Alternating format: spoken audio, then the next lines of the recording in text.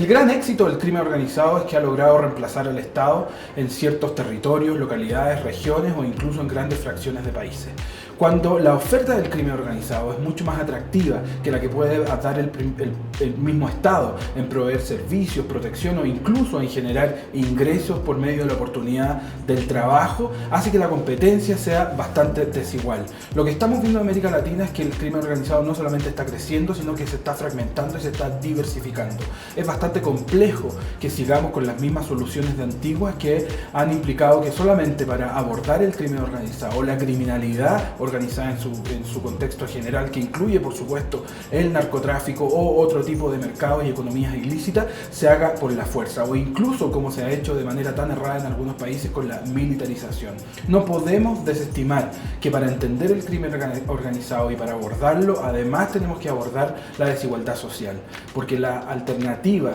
que tienen muchos latinoamericanos hoy en día no es otra que entrar en las cadenas de valor del narcotráfico o de la ilegalidad y buscan la protección que el Estado ha fracasado en proveerle.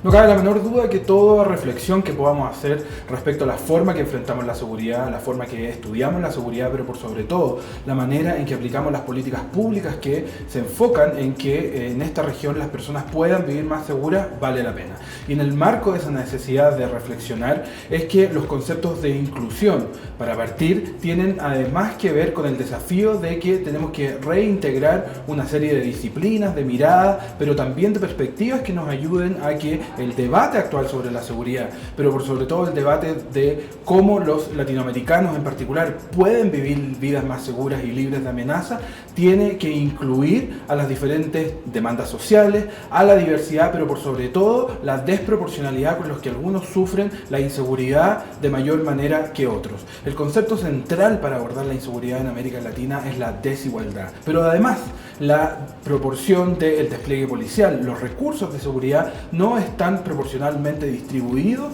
de acuerdo a las necesidades que tienen diferentes comunidades, países o incluso ciertas subregiones de nuestro continente.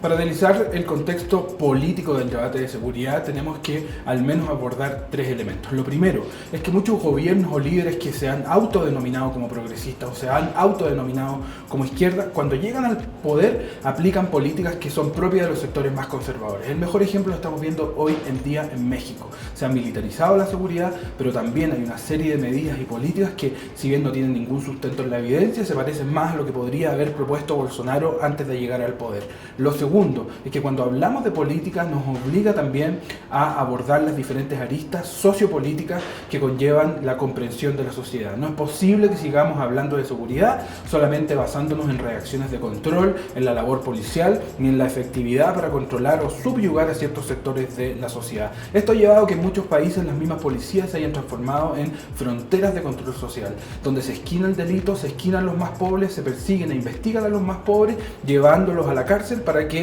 se extienda ya su precaria situación de pobreza. Ese debate tiene que darse en un ámbito político, pero por sobre todo tiene que ser en un ámbito multidimensional. Y lo último es que cuando miramos la evolución del debate y vemos cómo la izquierda ha estado ausente y entregado en bandeja el monopolio de la seguridad a los sectores más conservadores, la izquierda y el progresismo no solamente se ha transformado en un actor que ha sido incapaz de generar propuestas electoralmente atractivas, pero por sobre todo aplicables en la práctica, sino que al mismo tiempo este silencio y esta omisión lo ha transformado en un cómplice de la mano dura que ha crecido en América Latina.